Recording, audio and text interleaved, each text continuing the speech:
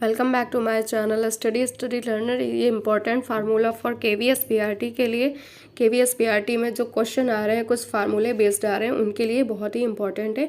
एक बार इन्हें देख के जरूर रहेगा। वर्ग का क्षेत्रफल होता है भुजा स्क्वायर। इसका परिमाप होता है 4 गुणे भुजा।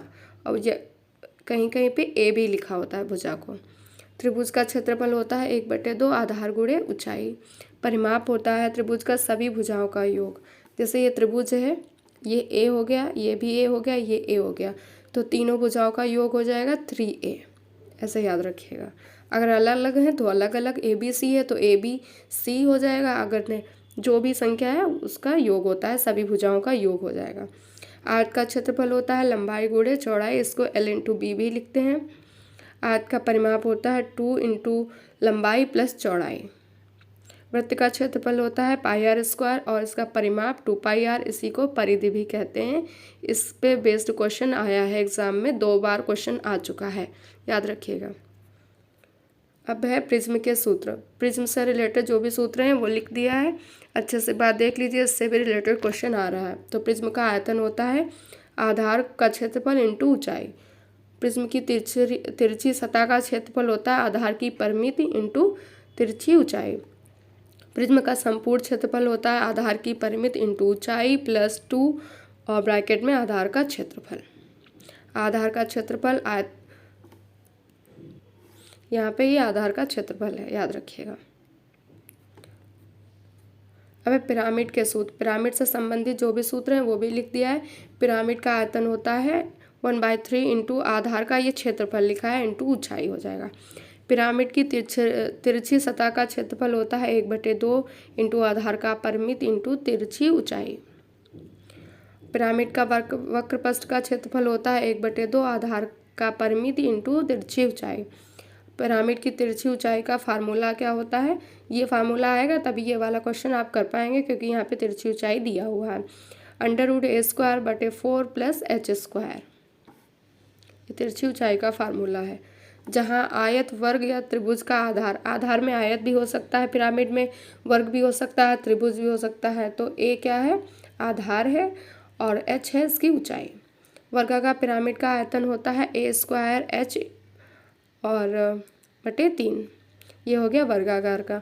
वर्गाकार पिरामिड का कुल पृष्ठीय क्षेत्रफल होता है a ब्रैकेट में a plus √a² plus 4h² होता है। ये वर्गाकार पिरामिड का कुल पृष्ठीय क्षेत्रफल हो गया।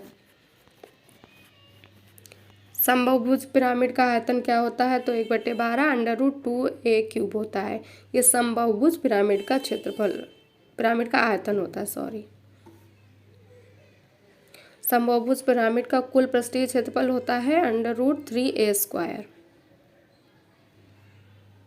तो ये थे पिरामिड से संबंधित इम्पोर्टेंट फार्मूले। इनको अच्छे से एक बार रिवाइज करके जाइएगा, इससे रिलेटेड क्वेश्चन एग्जाम में आ रहे हैं और आ भी चुके हैं।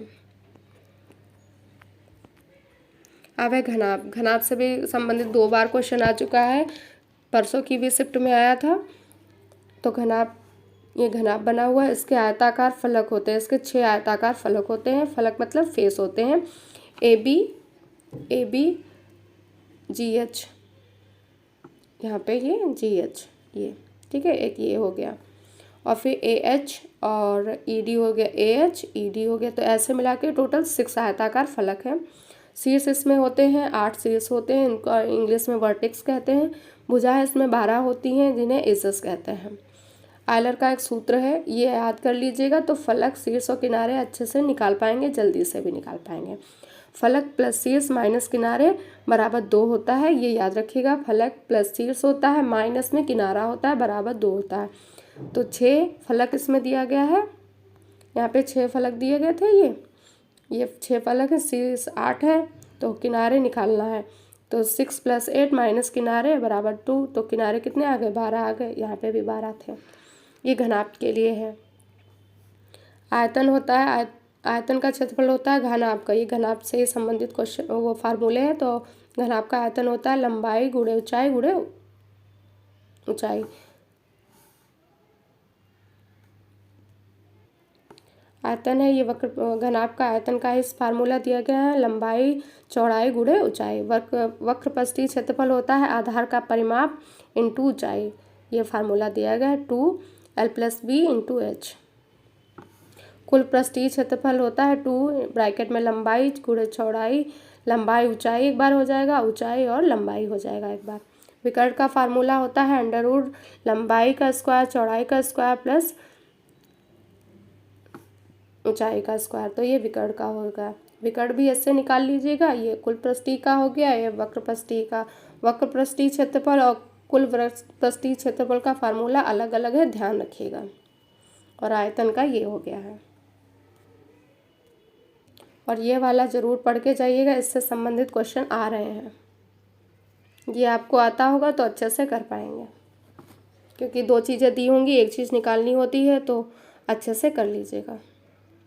और अगर आपको ये क्लास पसंद आई हो तो लाइक से सब्सक्राइब करिएगा। वीडियो देखने के लिए थैंक यू सो मच।